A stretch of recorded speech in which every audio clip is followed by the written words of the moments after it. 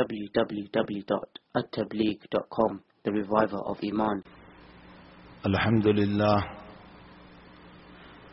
لله نحمده ونستعينه ونستغفره ونؤمن به ونتوكل عليه ونعوذ بالله من شرور أنفسنا ومن سيئات أعمالنا من يهده الله فلا مضل له ومن يضلله فلا هادي له ونشهد أن لا إله إلا الله وحده لا شريك له ونشهد أن سيدنا ومولانا محمدا عبده ورسوله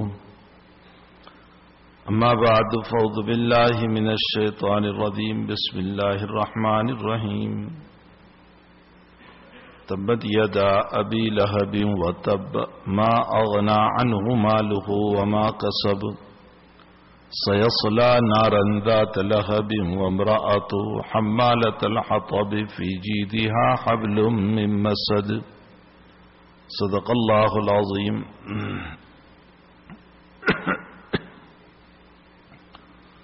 بزرگوں، بھائیو، دوستو، عزیزو، حق تعالی جل شانہ و من والہ نے قرآن مقدس کو، قرآن عظیم کو انسان کی صلاح، فلاح، کامیابی اور انسان بن جائے، انسان کی زندگی اللہ کی چاہت کے مطابق ہو جائے اور انسان کسی کو ضرر پہنچانے والا نہ ہو، تکلیف پہنچانے والا نہ ہو، ایک صاف ستھرا انسان ہو، اس کی زندگی جینے کے اندر بھی دوسروں کی راحت رسانی میں کام آتی ہو اور مرنے کے بعد بھی اس انسان کو لوگ یاد کرتے ہو، اس کو انسان کہا جاتا ہے. قرآن کریم اس لیے اتارا گیا تاکہ انسان کو انسان بنائے. اسلام میں انسان بننے کا بہت بڑا دخل ہے. یہ جملہ میرا یاد رکھیں، اسلام میں انسان بننے کا بہت بڑا دخل ہے. قرآن کریم میں اللہ تعالیٰ نے خود لفظ انسان ہی سے خطاب فرمایا، یا ایھا الانسان ما غرک بربک الکریم الذی خلقک فسواک فعدلک فی ای صورت ما شاء رکبک. اے انسان، تجھے تیرے رب کریم سے کس نے دھوکے میں ڈال دیا؟ اللہ کا جملہ سنیں، یا ایھا الانسان ما غرک بربک الکریم.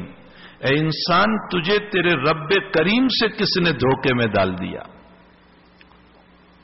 دھوکے کا مطلب یہ ہوتا ہے، غرن کا معنی یہ ہوتا ہے عربی زبان کے اعتبار سے کہ ایک انسان ایک چیز کو چھوڑ کر کسی ظاہری تپ تاپ کو دیکھ کر دوسری چیز کی طرف مائل ہو جائے، اس کو دھوکہ کہا جاتا ہے.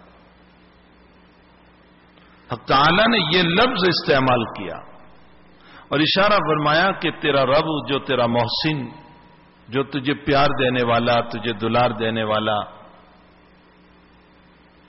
تجھے اپنی نعمتوں سے نوازنے والا. میں نے کل بھی ایک بیان میں کہا کہ امام غزالی رحمت اللہ علیہ نے لکھا ہے کہ انسان تو پیدا ہوا تو اللہ نے تجھ پر 3 عظیم نعمتیں، پیدا ہوتے ہی 3 نعمتیں. خود پیدائش بہت بڑی نعمت ہے، خود اللہ کا دنیا میں وجود دینا ہی بہت بڑی نعمت ہے. پھر پیدائش میں بھی صحیح سالم بدن کا دینا یہ بہت بڑی نعمت ہے. اپاہج کر دیتا، معذور کر دیتا، پولیو ہو جاتا، لکوا ہو جاتا، شل ہو جاتا، ہاتھ نہ ہوتا، پاؤں نہ ہوتا، بدن کا کوئی ٹکڑا نہ ہوتا، کوئی حصہ نہ ہوتا، ہمارا آپ کا کیا حال ہوتا؟ مالک کریم نے صحیح سالم جسم عطا فرمایا، صحیح سالم جسم، چہکتا مہکتا، بولتا کودتا، اچھلتا، صحیح سالم جسم دیا. اور پھر دنیا میں جیسے ہی میں نے، آپ نے، دنیا کے انسان نے قدم رکھا، دنیا کے مسلمان نے نہیں، دنیا کے انسان نے قدم رکھا، تو اللہ نے 3 نعمتیں دی. پہلی نعمت دی کہ یہ انسان پیدا ہوتے ہی بولنے پر قادر نہیں تھا. نہ میں بولتا تھا نہ آپ بولتے تھے. ہاں یہ ضرور ہے کہ اللہ نے پیدا ہوتے ہی آنکھیں کھلی رکھی، آنکھوں کا راستہ کھلا تھا. اللہ نے پیدا ہوتے ہی کان کا راستہ کھلا رکھا تھا. ہم سنتے بھی تھے، ہم بولتے بھی تھے، ہم سنتے بھی تھے، ہم دیکھتے بھی تھے، ہم بولتے نہیں تھے. اللہ نے سننے کا راستہ بھی کھلا رکھا، دیکھنے کا راستہ بھی کھلا رکھا، بولنے کا راستہ بند رکھا. اشارہ فرمایا کہ انسان جیسے تو بچپن میں بولتا نہیں ہے، سنتا خوب ہے، دیکھتا خوب ہے، بڑے ہونے کے بعد بھی خوب سننا، خوب دیکھنا، بولنا کم تو کامیاب ہو جائے گا. ہمیں سننا سب ہے، ہمیں دیکھنا بھی سب ہے، لیکن ہمیں بولنا کم ہے. دنیا کے سارے فتنے زبان کی بنیاد پر ہے. سارے فتنوں کی بنیاد یہ زبان ہے. اسی لیے جناب رسول اللہ صلی اللہ علیہ وسلم کا ارشاد ہے، جس انسان نے اپنے بدن کے 2 عضووں کی حفاظت کی ذمہ داری دی، 2 عضو، زبان اور شرمگاہ، ان دونوں کی حفاظت کی ذمہ داری اللہ کے نبی کہہ رہے ہیں جس نے مجھ کو دی، ان دونوں کی حفاظت کی. اللہ کے نبی فرماتے ہیں میں اس کو انگلی پکڑ کے جنت میں لے جاؤں گا. زبان کی حفاظت، شرمگاہ کی حفاظت، اور سارے فتنوں کی بنیاد یہی 2 چیزیں. تو انسان پیدا ہوا، اس میں بولنے کی صفت نہیں تھی، لیکن ضرورتیں اس کے ساتھ تھی. کھانے کی ضرورت، پینے کی ضرورت، نیپی چینج کرنے کی ضرورت، پیٹ کا درد ہے، بیماری، دوا کی ضرورت اس کے ساتھ تھی. یہ اپنی ضرورت کیسے بتاتا لوگوں کو؟ مجھے کھانے کی ضرورت ہے، مجھے پینے کی ضرورت ہے، مجھے دوا کی ضرورت ہے، مجھے نیپی چینج کرنے کی. یہ کیسے بتاتا؟ ماں کو پتا کیسے چلتا؟ یہ بولتا تو ہے نہیں. فرمایا اللہ کی پہلی نعمت یہ ہوئی کہ اللہ نے اس کو رونے کی صفت عطا فرمائی، تاکہ یہ رو کر کے اپنی ضرورت بتا رہا ہے کہ مجھے کوئی ضرورت ہے. اچھا، رونے سے یہ تو پتا چل گیا کہ اس کو کوئی ضرورت ہے، لیکن ماں کو کیسے پتا چلے گا کہ اس کو پیٹ کا درد ہو رہا ہے، اس کو بھوک لگی ہے، اس کو پانی پینا ہے، اس کو نیپی چینج کرنا ہے، اس کو پیشاب ہو گیا؟ ماں کو کیسے پتا چلے گا؟ رونا تو ایک ہی طرح کا ہے. یہ نہیں ہوتا ہے کہ پیشاب کا رونا اور ہے اور کھانے کا رونا اور ہے اور دوا کا رونا اور ہے. رونے میں تو کوئی فرق نہیں ہوتا، ایک ہی طرح کا وہ تو رو رہا ہے. ماں کو کیسے پتا چلے گا؟ فرمایا بچہ جب روتا ہے اللہ ماں کے دل پر الہام کرتا ہے کہ اس وقت اس کو کھانے کی ضرورت ہے، اس وقت اس کو پینے کی ضرورت ہے، اس وقت اس کو نیپی چینج کرنے کی ضرورت ہے، اس وقت اس کے پیٹ میں درد ہے، علاج کی ضرورت ہے. اللہ ماں کے قلب پر الہام کرتا ہے، چاہے وہ ماں مومنہ ہو یا کافرہ ہو، ہر ایک کے دل پر اللہ تعالیٰ کا الہام ہوتا ہے. کیسی بڑی نعمت اللہ کی، کیسی بڑی نعمت، تاکہ اسے پتا چلے کہ بچوں کو کس چیز کی ضرورت ہے. اور تیسری نعمت اللہ کی، اور وہ یہ ہے کہ پیدا ہوتے ہی 2-5 گھنٹے ہوئے، 2-5 گھنٹے، اور ماں نے اپنے سینے سے لگایا اور بچے نے دودھ پینا شروع کر دیا. معصوم ہاتھوں سے دودھ کھینچنا شروع کر دیا. نہ اسکول، نہ کالج، نہ مکتب، نہ مدرسہ، نہ یونیورسٹی، نہ ٹیوشن، کوئی تعلیم اس نے نہیں لی ہے. پیدا ہوتے ہی اس کو پینے کا طریقہ اللہ نے سکھا دیا. کہاں سے یہ علم لے آیا؟ کہاں سے پینے کا اور کھانے کا طریقہ لے آیا؟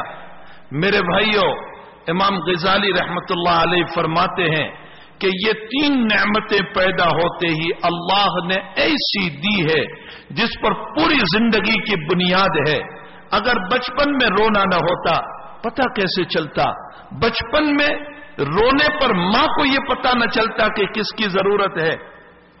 میں نے انگلینڈ میں جب یہ حکمت بیان کی تو ایک چائلڈ اسپیشلسٹ ڈاکٹر بیٹھے ہوئے تھے.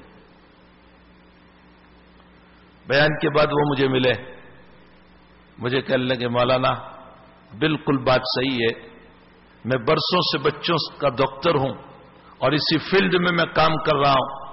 ماں جب لے کر آتی ہے معصوم بچے کو جو 2-4 مہینے کا 6 مہینے کا ہوتا ہے، اور ماں کہتی ہے ڈاکٹر صاحب مجھے لگتا ہے اس کے پیٹ میں کوئی درد ہے، یا اس کو اندر جلن ہو رہی ہے، یا اس کو پیشاب میں کوئی تکلیف ہے، آپ دیکھ لیجئے.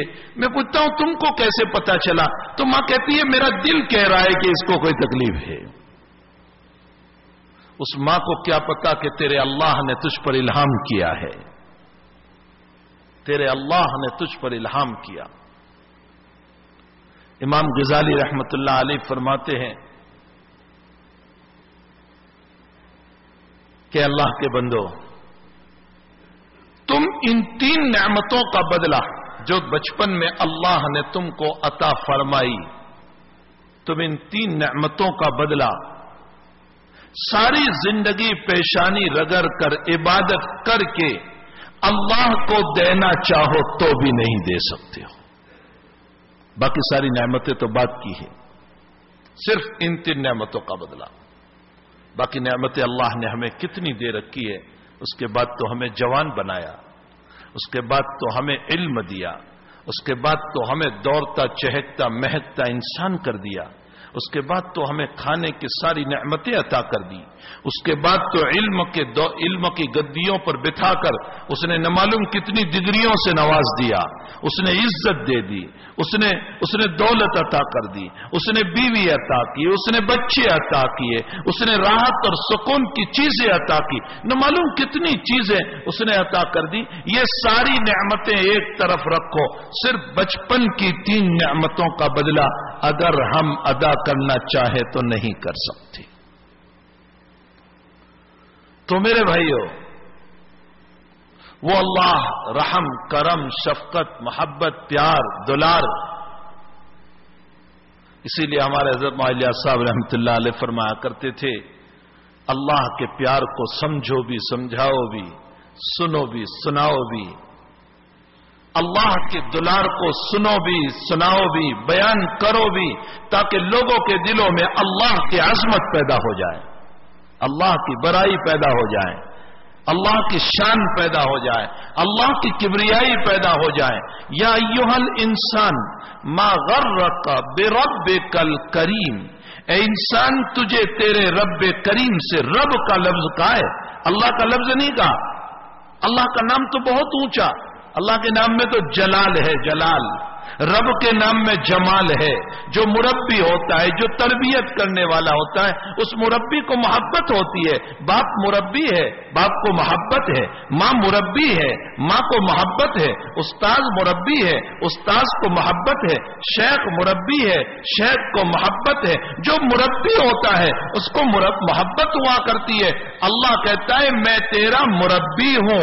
اور رب کا معنی تربیت کرنے والا بھی ہوتا ہے، رب کا معنی موتی اور احسان کرنے والا بھی ہوتا ہے، رب کا معنی آقا بھی ہوتا ہے، سردار بھی ہوتا ہے، اور رب کا معنی سید بھی ہوتا ہے. 4 معانی رب کے لکھے ہیں. گویا اللہ یہ کہہ رہا ہے او انسان تیرے سردار سے تجھے کس نے غافل کر دیا؟ او انسان تیرے مربی اور تربیت کرنے والے اور تجھے انعام دینے والے سے کس نے غافل کر دیا؟ بلکہ یوں ترجمہ کر لو میرے بھائیو، او انسان تو مٹی میں تھا، تجھے چہچہاتا جسم دینے والے سے تجھے کس نے غافل کر دیا؟ تجھے اس رب نے جسم عطا کیا. ہائے اگر ہم اللہ کو سمجھتے تو اس اللہ سے بغاوت نہ کرتے. اس اللہ کو اگر سمجھتے تو اس سے غداری نہ کرتے. میں نے ابھی اور ایک بیان میں اللہ کے احسان کو ذکر کیا. اللہ کا احسان سنو میرے بھائیو، اللہ کا احسان. آدم علیہ الصلوۃ والسلام اور حوا علیہ السلام دونوں جنت میں رہتے تھے. ہمارے باپ آدم پر اللہ کا احسان یہ ہے کہ آدم کو اللہ نے اپنے ہاتھوں سے بنایا. مجھے آپ کو اللہ نے اپنی قدرت سے بنایا ہے نا. ہمیں یہ کہا ہو جا تو ہمارا وجود ہوا.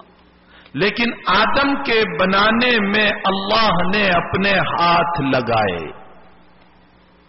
اب اللہ کے ہاتھ اللہ کی شان کے مطابق، ہم نہیں جانتے اللہ کا ہاتھ کیسا ہوگا، لیکن آدم کو بنانے میں اللہ نے اپنا ہاتھ لگایا اور اپنے ہاتھوں سے بنایا. یہ آدم کا شرف ہے، یہ آدم کی فضیلت ہے، یہ آدم کا مقام ہے. اور پھر جب آدم کا پتلا تیار ہوا اور روح پڑی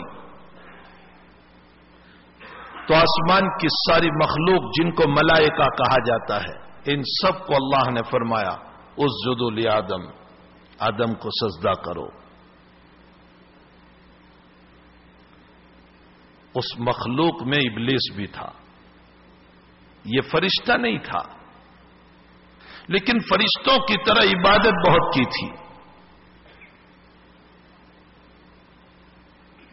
عابد تھا لیکن عاشق نہیں تھا.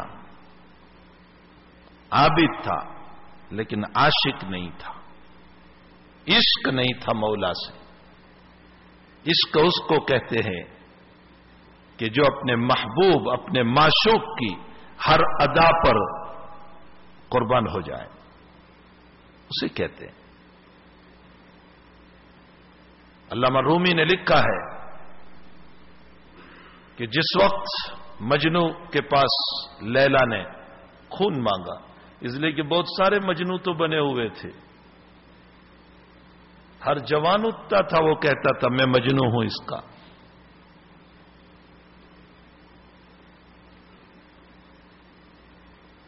مجنو کا معنی تو دیوانہ ہوتا ہے، وہ کوئی نام تھوڑے ہی تھا. جو چاہنے والا تھا اس کا نام تو قیس تھا. قیس نام تھا اس کا، لیکن پاگل بنا تھا اس لیے مجنو کہہ دیا گیا، ورنہ اس کا نام قیس تھا. تو چاہنے والے تو بہت مجنو بن چکے تھے. لیلا کو بھی امتحان لینا تھا. اس نے کہا کہ اچھا میں بیمار ہوں اور مجھے بلڈ کی ضرورت ہے، تم اپنا بلڈ دو. تو سارے آرٹیفیشل جو مجنو تھے وہ تو سب بھاگ گئے. جھوٹے سوتے جو مجنو تھے وہ تو سب چلے گئے.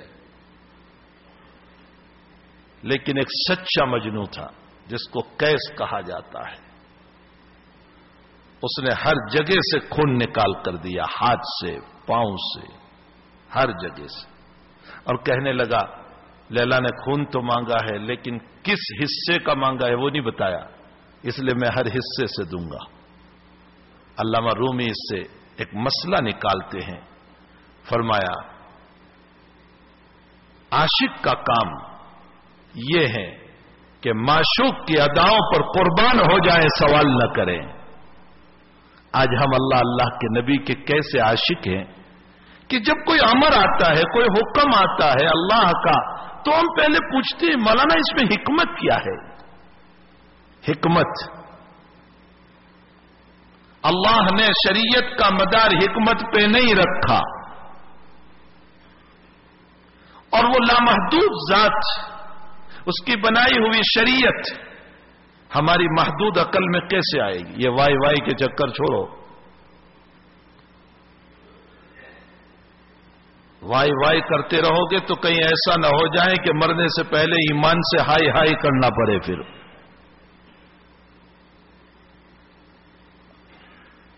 یہ ضرور ہے کہ شریعت میں حکمت ہے، اس کا انکار نہیں، حکمت ہے، لیکن ہر حکمت میری سمجھ میں آ جائے یہ ضروری نہیں. اور حکمت سمجھ میں آئے تو میں شریعت کو مانوں اور حکمت سمجھ میں نہ آئے تو شریعت کو نہ مانوں، یہ پاگل پنا ہے، بے وقوفی ہے۔ حکمتیں اپنی جگہ، اس کا انکار نہیں کیا جا سکتا، لیکن شریعت کا مدار حکمت پر نہیں ہے۔ ورنہ میں نے ایک موٹی سی مثال کل بھی دی اور تمہیں سمجھاؤں شریعت کی حکمت پر۔ شریعت میں حکمتیں ہیں، اس کا کوئی انکار نہیں کر سکتا۔ امام غزالی کے سامنے جب سوال آیا کہ قرآن کریم تو وضو کی ابتدا کر رہا ہے منہ دھونے سے، یا ایھا الذین آمنوا اذا قمتم الی الصلاۃ فاغسلوا وجوہکم وایدیکم الی المرافق، تمہاری وضو جب شروع کرو گے تم تو پہلے چہرہ دھو گے، پھر ہاتھ دھو گے، پھر سر پہ مسح کرو گے، پھر پاؤں دھو گے۔ تو قرآن جب وضو کو شروع کر رہا ہے چہرہ دھونے سے شروع کر رہا ہے، اور تم وضو کو شروع کرتے ہو پہلے ہاتھ دھونے سے، پھر کلی کرنے سے، پھر ناک میں پانی ڈالنے سے۔ تو کوئی ملحد قسم کا تھا، اس نے امام غزالی کو سوال کیا کہ عجیب و غریب تم مسلمان ہو، تمہارے قرآن نے وضو کی ابتدا چہرہ دھونے سے کی اور تم لوگ ہاتھ دھونے سے وضو کر رہے ہو، تو تم قرآن کے خلاف کر رہے ہو۔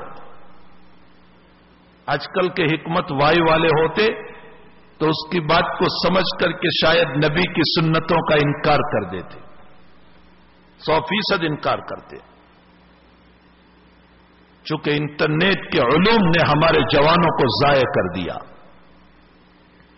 جہاں سچ بھی ہے، جھوٹ بھی ہے، دھوکہ بھی ہے، فریب بھی ہے، باطل علوم بھی ہے، گندے علوم بھی ہے، اسلام سے ہٹانے کی باتیں بھی ہے، غلط سلط روایات بھی ہے، موضوع احادیث بھی ہے، حدیث کے خلاف بیانات بھی ہے، قرآن کی غلط تفسیر بھی ہے۔ اب جائیے انٹرنیٹ کی دنیا میں، ایک صاحب نے تفسیر کی ہے کہ محمد نے داڑھی اس لیے رکھی تھی کہ ابو جہل داڑھی رکھتا تھا، تو ابو جہل کی اتباع میں محمد نے داڑھی رکھی۔ جس نبی کو مقتدا بنا کر اللہ نے بھیجا، اس نبی کا مقتدا ابو جہل کو بنا دیا، سوائے کنفیوز کے کچھ نہیں، سوائے پریشانیوں کے کچھ نہیں۔ اسی لیے ہم کہتے ہیں علماء سے علم پڑھو، علماء سے علم پڑھو جو سینہ بسینہ چلتا ہے، ان سے سیکھو، ان کی تفسیروں میں بیٹھو تو قرآن صحیح علوم سامنے آئیں گی، حقیقت سامنے آئے گی۔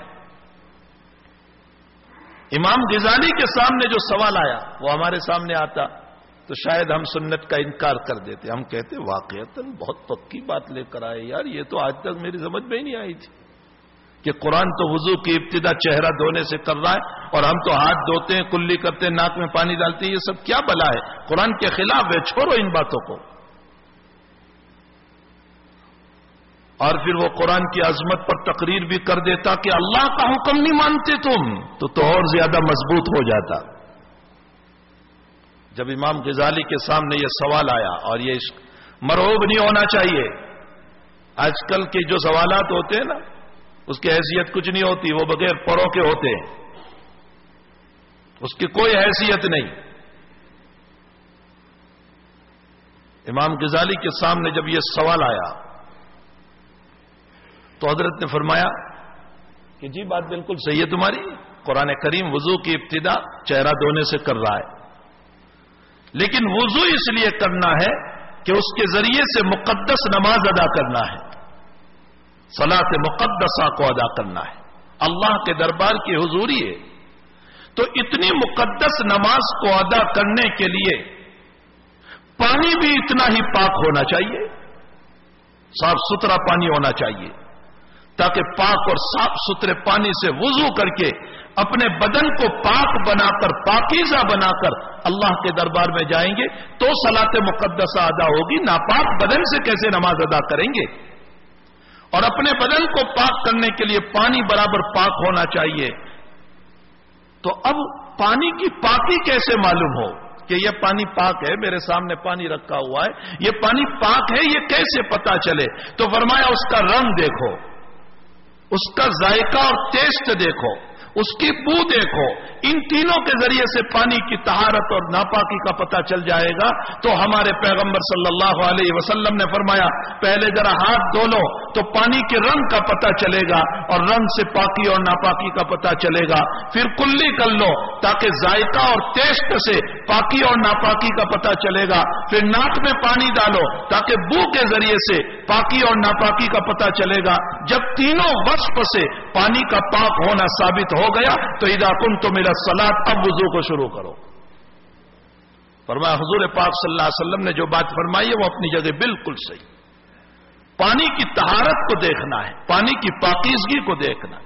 علامہ ابن قیم رحمت اللہ علیہ سے لطائف قرآنی ایک کتاب ہے.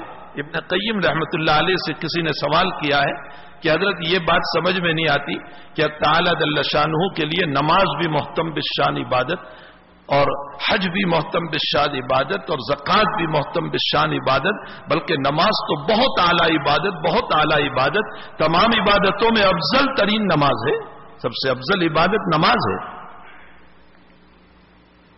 تو اتنی افضل عبادت, اتنی افضل عبادت, اس نماز کے بعد میں تو اللہ نے یہ نہیں کہا کہ اس کا بدلہ میں دوں گا.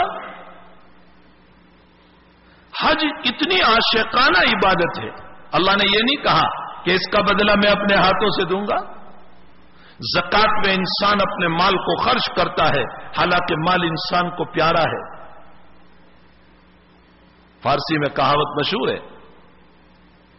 اگر جاں طلبی مذائقہ نیس وگر مال طلبی سخندری نس. بہت مشہور ہے اردو میں, چمڑی جائے لیکن دمڑی نہ جائے. مال انسان کو پیارا ہے لیکن اس انسان نے جو مال پیارا تھا اللہ تیرے حکم پر اس نے قربان کر دیا. تو زکوٰۃ پر اللہ نے یہ نہیں کہا کہ اس کا بدلہ میں اپنے ہاتھوں سے دوں گا. حج جیسی عاشقانہ عبادت اللہ نے نہیں کہا اس کا بدلہ اپنے ہاتھوں سے دوں گا. نماز جیسی محتم بالشان عبادت اس سے افضل کوئی عبادت نہیں ہو سکتی. قیامت کے دن سب سے پہلا سوال بخاری شریف کی روایت کے مطابق نماز کا ہوگا. تو نماز محتم بالشان عبادت, لیکن اس پر بھی اللہ نے نہیں کہا کہ اس کا بدلہ میں اپنے ہاتھوں سے دوں گا. روزے پر اللہ کہہ رہا ہے الصوم لی وانا اجزی بہ, روزہ میرے لیے ہے میں اپنے ہاتھوں سے بدلہ دوں گا.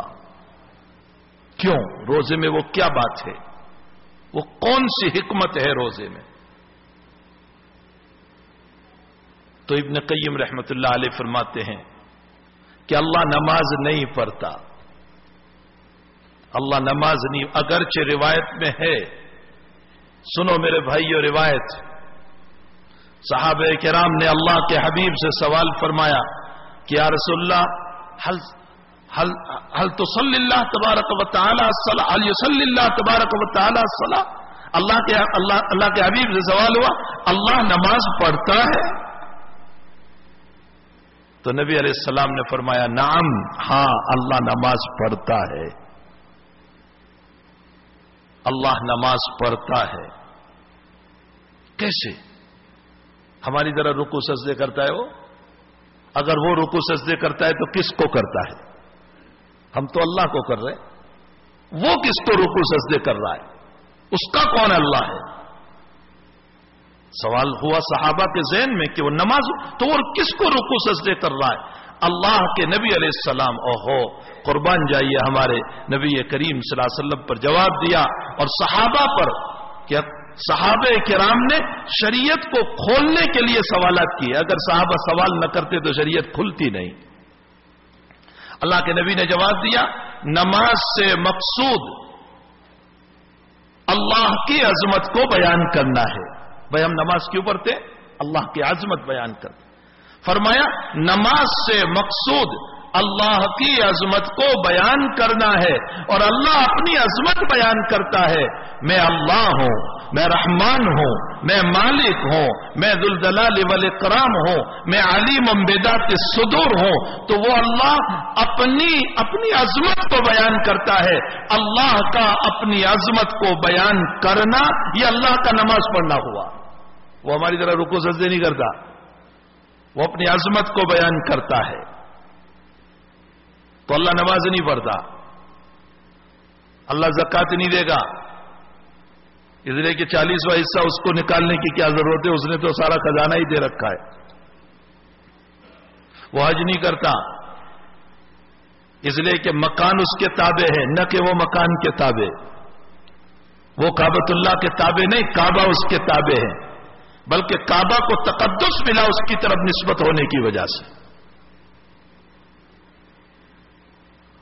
اور دستور یہ ہے میرے بھائیوں کہ جب اللہ کی طرف کسی چیز کی نسبت ہو جاتی ہے تو اس کا مقام بڑھ جاتا ہے. حالانکہ کعبۃ اللہ جن پتھروں سے بنا ہوا ہے اور جو عمارت کعبہ کی ہے اس سے اور بھی بہتر عمارتیں ہیں، وہاں تو عالیشان عمارتیں ہیں، کعبہ سے بھی اوپر بلند، اور اتنی بلند کی اذان ہوتی ہے تو لوگ کعبہ کو دیکھنے کے بجائے اس پر دیکھتے ہیں کہ لائٹ اس کی بدل رہی ہے. شاندار عمارتیں ہیں وہاں، لیکن ان عمارتوں کو تقدس نہیں، اس کالے پتھر کی عمارت کو جس میں سیمنٹ کا گھارا بھی نہیں ہے اس کو تقدس حاصل ہوا، اس لیے کہ اس کی نسبت اللہ کی طرف ہو گئی، کعبۃ اللہ ہے. تو کعبہ اللہ کے تابع، اللہ کعبہ کے تابع نہیں. تو اللہ نہ حج کرتا ہے، نہ زکات کا مسئلہ، تیسرے نمبر پر نہ نماز کا مسئلہ. لیکن اللہ یوں کہتا ہے کہ ہاں اے میرے بندے، میں کھاتا نہیں، مجھے کھانے کی ضرورت نہیں، میں پیتا نہیں، مجھے پینے کی ضرورت نہیں، میں بیوی اور بچوں سے پاک ہوں، میں مجامعات سے پاک ہوں، میں ان تمام صفات سے پاک ہوں. اور میرے بندے، تو نے ٹیمپرری اور وقتی طور پر 20 گھنٹے کے لیے میری اس صفت کو اپنا لیا کہ تو نے کھانا بھی چھوڑا، پینا بھی چھوڑا، اور بیوی کو بھی چھوڑا، مجامعات کو بھی چھوڑا، خواہشات کی باتوں کو بھی چھوڑا، تو نے سب کچھ قربان کیا اور میری صفت کو وقتی طور پر تو نے اپنایا جو میری صفت ہے. تو اے میرے بندے، جب تو میری صفت کو اپنا رہا ہے تو اس صورت میں اپنے ہاتھوں سے تجھے بدلہ عطا کروں گا. یہ ابن قیم رحمت اللہ علیہ نے حکمت لکھی. میرے بھائیو، شریعت میں حکمت ہے، انکار نہیں. شریعت میں حکمت ہے، انکار نہیں. لیکن ہر مسئلے میں حکمت تلاش کرنا اور یہ کہنا کہ حکمت ملے تو میں مانوں اور حکمت نہ ملے تو نہ مانوں، یاد رکھو یہ غلط ہماری سوچ ہے. کہیں ایسا نہ ہو کہ حکمت تلاش کرتے کرتے ہمیں کسی مسئلے میں حکمت نہ ملے اور ہم اس مسئلے کا انکار کر دیں اور اس کا تعلق عقیدے سے ہو اور ہم عقیدے کا انکار کر دیں، اور جب عقیدے کا انکار کریں گے تو ایمان سے نکل جائیں گے. یہ وائی کا چکر چھوڑو. میں نے کہا نا، وائی اگر کرتے رہو گے تو کہیں مرنے سے پہلے ایمان کے بعد میں ہائی نہ ہو جائے، کہ ایمان رخصت نہ ہو جائے. اور انٹرنیٹ کے علوم ہمیں ایسا ہی کر رہے ہیں. اللہ کرے کہ ہم شریعت کے مسئلوں کو سمجھنے والے بنے. تو میرے بھائیو، حقیقت یہ ہے کہ شریعت میں اللہ جل شانہ نے اپنی جگہ پر حکمت لکھی ہے، لیکن ہمیں اس کے تابع بننے کی ضرورت نہیں ہے. خیر، میں یہ کہہ رہا تھا کہ وہ مجنوں نے اپنے بدن سے خون نکال کر دیا کہ میرے کس جز کا خون چاہیے، وہ مجھے نہیں معلوم، تو اس نے اپنے پورے بدن سے خون نکال کر دیا. اسے عاشق کہا جاتا ہے، اسے عاشق کہا جاتا ہے جو معشوق کے تقاضوں کو پورا کرے. ہم ایسے معشوق ہے اللہ، ہم ایسے عاشق ہے اللہ کے کہ ہم نے دل سے اللہ کو مانا لیکن اللہ کی بات کو نہیں مانا. ہم نے نبی سے محبت کی لیکن نبی کی بات کو نہیں مانا. ہمارا عشق جو ہے کچا ہے، ہمارے عشق میں کمی ہے. اسی کی بنیاد پر ہم ایمان والے تو ہیں لیکن اسلام والے نہیں ہیں. ایمان ہے ہمارے پاس لیکن اسلام نہیں. اور اسی لیے قرآن کو یوں کہنا پڑا، یا ایھا الذین آمنوا، اے ایمان والو، ادخلوا فی السلم کافہ، اسلام میں پورے داخل ہو جاؤ. اور عبداللہ ابن مسعود فرماتے ہیں، او لوگو، اللہ تمہیں یا ایھا الذین آمنوا کہہ رہا ہے اور تمہیں کوئی لذت ہی نہیں آتی. بنی اسرائیل کو تورات میں ایک مرتبہ صرف اللہ نے کہا یا بنی اسرائیل تو وہ جھوم اٹھے. او ہو، اللہ نے کتاب میں ہمارا نام لیا اور اتنا غرور ان کو آ گیا، اتنا غرور آ گیا، دھوکے میں آ گئے اور کیا کہنے لگے، نحن ابناء اللہ و احباہ، اللہ تو ہم سے محبت کرتا ہے، ہم تو اللہ کے بیٹے ہو گئے. ایک مرتبہ کہا ان کو تو اس پر کہنے لگے ہم اللہ کے بیٹے ہو گئے. او مومنو، اللہ نے قرآن میں یا ایھا الذین آمنو کے پیارے لفظ سے تمہیں 88 مرتبہ خطاب کیا ہے. قرآن پڑھ لیں، 88 مرتبہ خطاب. ایک دو مرتبہ نہیں، 88 مرتبہ خطاب کیا، لیکن ہمیں کوئی لذت اس پر نہیں آ رہی ہے۔ یا ایھا الذین آمنوا ادخلوا فی السلم کافہ، اے ایمان والو اسلام میں پورے پورے داخل ہو جاؤ، ایک قدم ادھر ایک قدم ادھر، کچھ محبت کی باتیں بھی کر رہے اور کچھ ادھر دنیا کی طرف بھی جا رہے، کچھ اپنی بھی چلا رہے، کچھ محمد کی بھی مان رہے، کچھ نفس کی بھی چلا رہے، کچھ شریعت کی بھی چلا رہے۔ ایسا نہ کرو، ادخلوا فی السلم کافہ، اسلام میں پورے پورے داخل ہو جاؤ۔ اگر اسلام میں تم نے اپنا، اور یہ نازل بھی کب ہوئی؟ عبداللہ ابن سلام رضی اللہ تعالی عنہ، یہودیوں کے امام، پیشوا، رہبر، مقتدا، ان کے عالم، وہ ایمان لائے، لیکن ایمان کا بھی ان کا بڑا پیارا مسئلہ، جب وہ ایمان لائے تو پہلے حضور پاک صلی اللہ علیہ وسلم کا امتحان لیا کہ یہ نبی بھی ہے یا نہیں ہے۔ تو امتحان لیا، آئے خدمت میں اور کچھ سوالات کیے، اور وہ سوال ایسے تھے کہ نبی کے علاوہ ان سوالوں کا جواب کوئی نہیں دے سکتا تھا۔ پہلا سوال کیا کہ اچھا لڑکا کب پیدا ہوتا ہے، لڑکی کب پیدا ہوتی ہے؟ لڑکا کب پیدا ہوتا ہے، لڑکی کب؟ آپ بتائیے کون بتا سکتا ہے اس کو کہ لڑکا کب ہوگا؟ کوئی ڈاکٹر بھی نہیں کہہ سکتا کہ لڑکا کب پیدا ہوتا ہے، لڑکی کب پیدا ہوتی ہے۔ دوسرا سوال کیا، جنتی جب جنت میں جائیں گے تو سب سے پہلے اللہ کون سی چیز کھانے کو دے گا؟ اب یہ کون بتا سکتا ہے؟ نبی اور رسول ہی بتا سکتا ہے، دنیا کا کوئی انسان نہیں بتا سکتا۔ اللہ کے حبیب پاک صلی اللہ علیہ وسلم نے دونوں سوالوں کا جواب دیا۔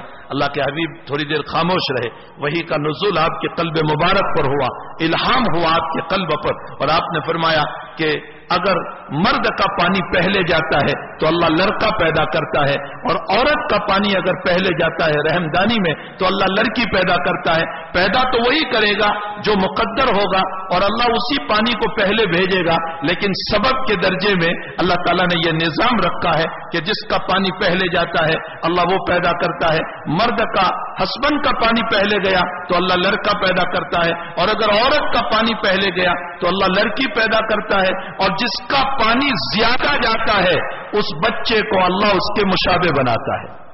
اگر باپ کا پانی زیادہ ہے تو لڑکا اور لڑکی باپ کی شکل پر آئیں گے، اور اگر ماں کا پانی زیادہ ہے تو وہ لڑکا اور لڑکی، وہ بچہ جو ہے وہ اپنی ماں کی شکل پر آئے گی۔ پہلے سوال کا جواب نبی نے دیا، عبداللہ ابن سلام جھوم اٹھے کہ نبی کے علاوہ کوئی نہیں کہہ سکتا۔ دوسرے سوال کا جواب دیا کہ جنتی جب جنت میں جائے گا تو حق تعالی جل شانہ کی طرف سے سب سے پہلے مچھلی کے جگر کے کباب کھلائے جائیں گے، یہ سب سے پہلا جنتیوں کا کھانا ہوگا جو نبی کریم صلی اللہ علیہ وسلم نے بیان فرمایا۔ مچھلی کے جگر ہی تم نے نہیں دیکھے، اس کے کباب تو بہت دور کی بات ہے۔ میں جب اس روایت پر پہنچتا ہوں بخاری شریف میں تو اپنے بچوں کو کہتا ہوں یہ اللہ کی طرف سے ناشتہ ہوگا، ناشتہ ابھی تو یہ ابتدائی ناشتہ ہوگا جنتیوں کے لیے، اس کے بعد کھانا ہوگا، اور وہ کھانا پوری جنت ہوگی، جو چاہے کھا لو، جو چاہے کھاؤ۔ جب یہ دو سوالوں کے جواب دے دیے تو عبداللہ ابن سلام یوں گھومنے لگے۔ حضرت سمجھ گئے کہ ان کو میری مہر نبوت دیکھنا ہے، اس لیے کہ یہ اپنی کتاب میں پڑھ کر آیا ہے کہ نبی کے پیچھے مہر نبوت ہوگی، تو حضرت نے ذرا اپنا آبا ادھر ادھر کر دیا تاکہ وہ مہر نبوت کو دیکھ لے۔ جیسے ہی مہر نبوت کو دیکھا چمٹ پڑے، بوسا دیا، سامنے آئے، اشہد ان لا الہ الا اللہ واشہد ان محمدا عبدہ ورسولہ، کلمہ پڑھا، ایمان لے آئے۔ یہ امام ہے، امام یہودیوں کا، اور کلمہ پڑھا۔ اتنے میں یہودیوں کی ایک جماعت آئی تو عبداللہ ابن سلام چھپ گئے پیچھے اور فرمایا اللہ کے حبیب میری قوم جو ہے نا بڑی نالائق ہے، آپ ذرا ان کو میرے متعلق پوچھو۔ جب وہ یہود آ کر کے بیٹھے، ان کے بھی کچھ سوالات تھے، نبی علیہ السلام نے ان کے جواب دیے۔ اس کے بعد پوچھا تمہارے اندر عبداللہ کیسا آدمی ہے؟ تو کہنے لگے بہت اچھا اور اچھے باپ کا بیٹا، اس کا باپ بھی بڑا اچھا اور وہ خود بھی بڑا اچھا۔ فرمایا اچھا اگر وہ مجھ پر ایمان لے آئے تو کہنے لگے اعاذہ اللہ، اللہ اس کی حفاظت کرے تم پر ایمان لانے سے۔ عبداللہ ابن سلام نکل آئے، اشہد ان لا الہ الا اللہ واشہد ان محمد رسول اللہ۔ تو یہ یہودی کیا کہنے لگے؟ بدترین آدمی ہے اور بدترین باپ کا بیٹا ہے۔ ابھی تعریف، ابھی برائی، ابھی تعریف کی اور ابھی برائی. یہ عبداللہ ابن سلام رضی اللہ تعالیٰ عنہ، یہودیوں میں اونٹ کا گوشت حرام تھا، اللہ نے ٹیمپرری ان پر ناجائز کیا تھا، کسی وجہ سے ناجائز کیا تھا. اب وہ اسلام لے آئے تو اسلام لانے کے بعد بھی چونکہ ذہنیت پہ وہ اونٹ کا گوشت بیٹھا ہوا تھا اور اسلام نے اونٹ کے گوشت کو بالکل حلال کر دیا، لیکن عبداللہ ابن سلام کچھ بچتے تھے، کچھ نہیں کھاتے تھے، اونٹ کے گوشت سے دور رہتے تھے. تو اللہ نے آیت اتاری، یا ایھا الذین آمنوا ادخلوا فی السلم کافہ، اے ایمان والو اسلام میں پورے پورے داخل ہو جاؤ. اے عبداللہ جب تم اسلام میں آ چکے ہو تو محمد الرسول اللہ کا مکمل فالو کر لو، اونٹ کا گوشت کھا لو، وہ ذہنیت نہ رکھو. ایک اونٹ کے گوشت کے نہ کھانے پر جب عبداللہ پر اللہ نے یہ آیت اتاری تو ہم تو بہت سارے مسائل میں نبی سے دور ہیں. یہ آیت ہم کو کتنا خطاب کر رہی ہے. اے ایمان والو اسلام میں پورے پورے داخل ہو جاؤ، ایک قدم ادھر اور ایک قدم ادھر نہ رکھو. اللہ جل شانہ ہم تمام کو اسلام کے تابعدار بنائے اور پکے تابعدار بنائے. انشاءاللہ باقی باتیں بہت سارے ایام ہیں، کچھ نہ کچھ دین کی باتیں سنتے رہیں گے، لیکن سن کر سن نہ ہو جانا، سنی بننے کی کوشش کرنا.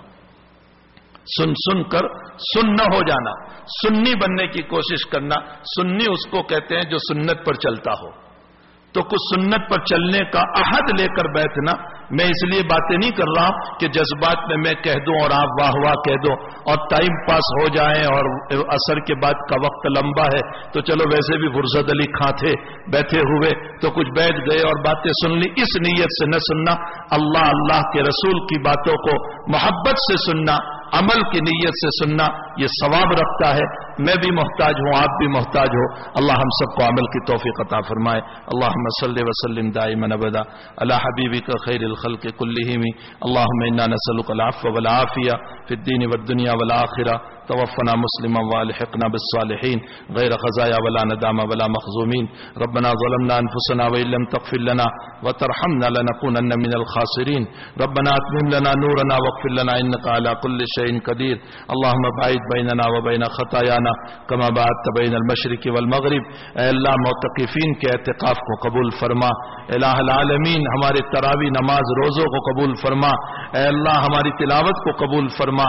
الہ العالمین 20 گھنٹوں تک بھوکے رہنا اور پیاسے رہنا اے اللہ تیری مدد کے بغیر نہیں ہو سکتا ہے. تو نے ہی مدد فرمائی روزوں میں تو قبول بھی فرما لے. اے اللہ قبول بھی فرما لے. اللہ قبول بھی فرما لے. اے اللہ ہم قبولیت کے بھوکے ہیں، ہم قبولیت کے محتاج ہیں. اللہ ہماری ساری عبادات کو قبول فرما، اپنی عنایتوں سے مالا مال فرما. اے اللہ بیماروں کو صحت و شفا عطا فرما. اے اللہ مرحومین کی مغفرت فرما. اے اللہ پریشان حالوں کی پریشانیوں کو دور فرما. اے اللہ بے قصور قید و بند میں ہے رہائی نصیب فرما. غلط مقدمات میں ہے نجات عطا فرما. اے اللہ سب کی آبرو عزت کی حفاظت فرما، آبرو عزت کی حفاظت فرما، آبرو عزت کی حفاظت فرما. اے اللہ فقر دھکر سے حفاظت فرما. الہ العالمین سب کی اولادوں کو صالح نیک مطیع فرما بردار آنکھوں کی ٹھنڈک بنا. اے اللہ بگڑنے سے، پھسلنے سے، ضلالت سے، گمراہیوں سے، غلط راستوں سے، شہوتوں سے اے اللہ ہماری نسلوں کی، اولادوں کی اور ہماری خود کی بھی اے اللہ پوری حفاظت فرما. بے اولادوں کو اولاد عطا فرما. اے اللہ بے نکاحوں کے نکاح کا انتظام فرما. اے اللہ جن کے مکانوں میں جھگڑے ہیں ان جھگڑوں کو ختم فرما. میاں بیوی میں محبت عطا فرما، پیار عطا فرما. ایک بیوی کو اپنے شوہر کا رسپیکٹ ادب کی توفیق عطا فرما. ایک شوہر کو اپنے بیوی کے حقوق کی ادائیگی کی توفیق عطا فرما. اے اللہ اس مجمع پر اپنا نظر کرم فرما، نظر عنایت فرما، نظر رحمت فرما. اے اللہ تیری طاقت تو وہ طاقت ہے کہ تو نے جنت جیسے جنت میں ایک آدم کے اور ایک حوا کے تیری بات کے ذرا سی خلاف ورزی پر تو نے کپڑے اتار دیے تھے. اے اللہ تو دنیا میں ہمارے کپڑے اتار سکتا ہے گناہوں پر، لیکن میرے مالک آپ نے آج تک ہمارے کپڑے نہیں اتارے، ہمیں رسوا نہیں کیے، ہمیں ذلیل نہیں کیے، ہمارے اوپر کھانا بند نہیں کیا، ہمارے اوپر پانی بند نہیں کیا. اے اللہ ایک تیرا پیغمبر یونس علیہ السلام تیری اجازت کے بغیر چلا ہے تو تو نے اٹھا کر اس کو سمندر میں مچھلی کے پیٹ میں ڈال دیا. ہم تو انتہائی گنہگار ہے، تو مچھلی کے پیٹ میں کیا زمین کے پیٹ میں بھی دھکیل سکتا ہے. زمین پھاڑ کر ہمیں ہلاک کر سکتا ہے، لیکن تو نے آج تک ایسا نہیں کیا۔ اللہ تجھ سے ہماری التجا ہے کہ آئندہ بھی ہماری ستاری فرما لینا، آئندہ بھی ہماری ستاری فرما لینا، آئندہ بھی ہماری ستاری فرما لینا، ہمیں رسوا نہ کرنا، ذلیل نہ کرنا۔ اے اللہ ایمان بچا کر لے جانے کی ہم سب کو توفیق عطا فرما، اور ہم سب کا ایمان پر خاتمہ فرما۔ وصلی اللہ علی النبی الکریم برحمتک یا ارحم الراحمین۔